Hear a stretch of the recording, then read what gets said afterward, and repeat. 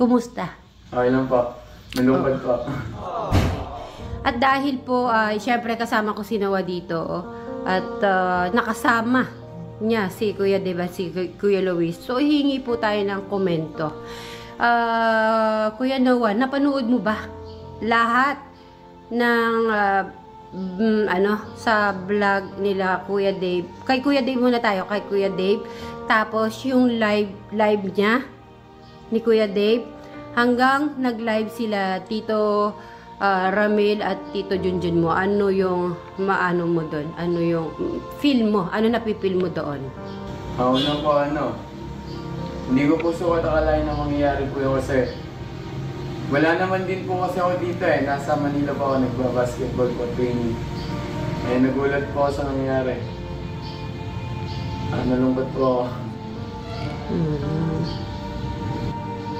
Ano yung siyempre, nakakasama niya, di ba? Oo, nakakasama niya.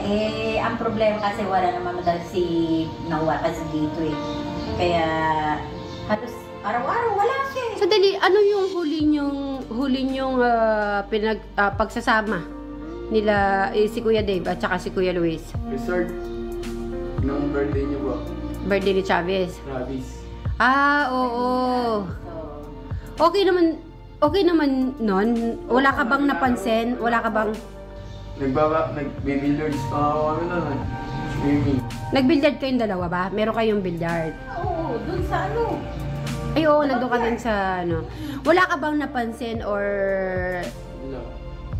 nararamdaman nakakaiba kay Kuya Dave? Kasi ako din naman wala Nabigla nga po. Masaya nga siya dun Oo. Diba, sumisigaw pa nga siya, kasal na!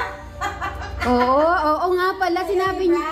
Oo nga, sinabi niya. Balikan ko nga yun, yung sinabi niyang kasalan na yun. Oo. Kasalan na yan! Gumaganyan pa siya Ay, nung nasa likod siya, tapos tayo nung nakapaligot, tayo. Yun ang last nyo. Wala na talaga, wala kang, na-feel. O si Luis, anong last yung pagkikita naman? Sino mas wala dito? Nabigla rin po ako ng tita. Kasi nasa po ako nun. Ay, di mo alam. Sino nagsabi? Nalaman ko po nung tita nung nasa resort. Nung birthday rin po ni Travis.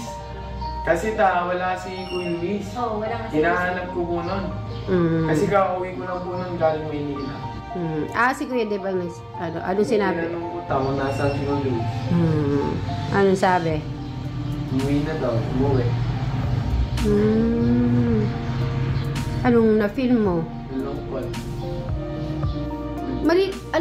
Ang liliit pa. Ang liliit nila nun. Nung nandito sila sama-sama. Si Luis na layo. Pares na kami, maliliit na kami. Diba? Maliban yung sa birthday ni Travis, ilang pa kayong hindi nagkikita na hindi kayo nagkakasama-sama?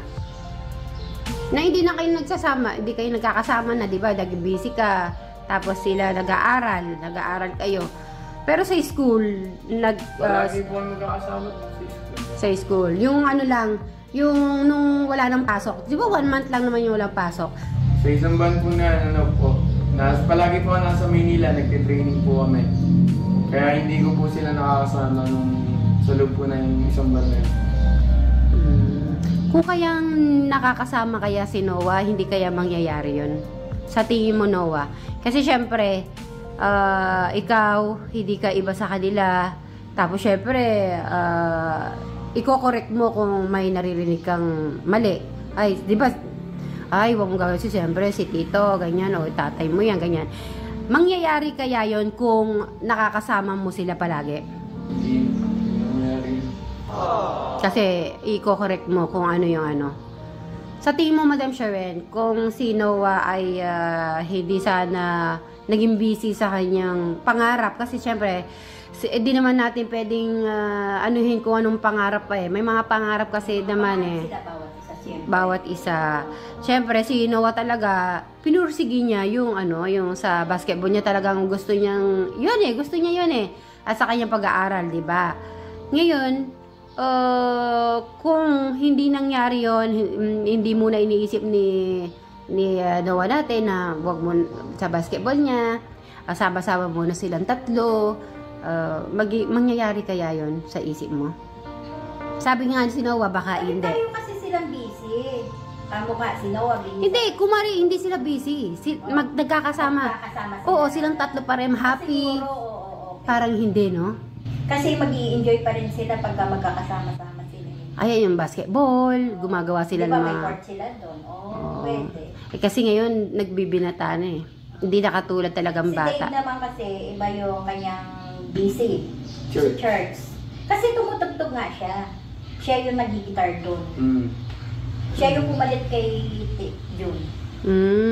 Okay, kukuha na lang Kuya Noah, ano yung mensahe mo kay Kuya Dave muna? Sa pares na.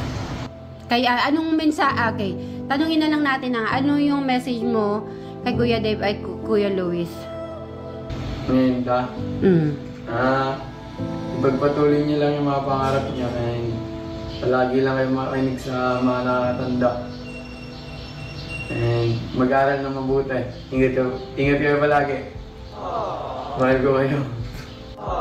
Mamimiss yung tawa mo, no? Yung nagsasalita ka, yung nagsasalita si Noah. Ganun pa, ngayon ko lang na si Noah, pag nagsasalita mo, naka-smile.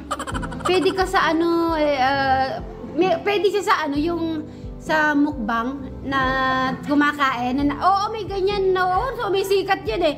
Ngayon ko lang pala, dahil ngayon ko lang po nakausap ng po si Noah natin dahil po kay Kuya Dave at Kuya Luis kasi nakasama niya naman po yan hanggang pa sila, 10 years old.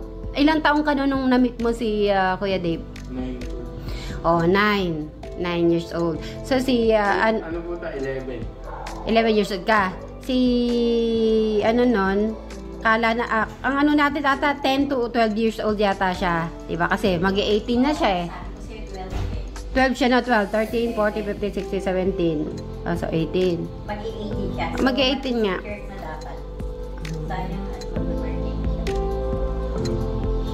Well, Luis, Kuya Dave, pag na huwag niyo kakalimutan yung mga masasayang mga nangyari dito sa Manalastas family.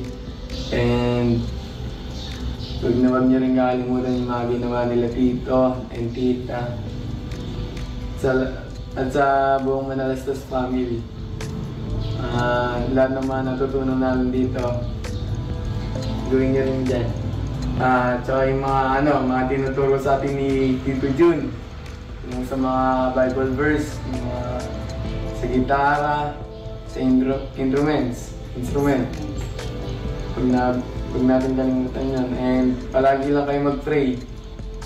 And huwag natin kalimutan ng Diyos. Ingat kayo palagi dyan. Pamimiss ko kayo. Bye-bye.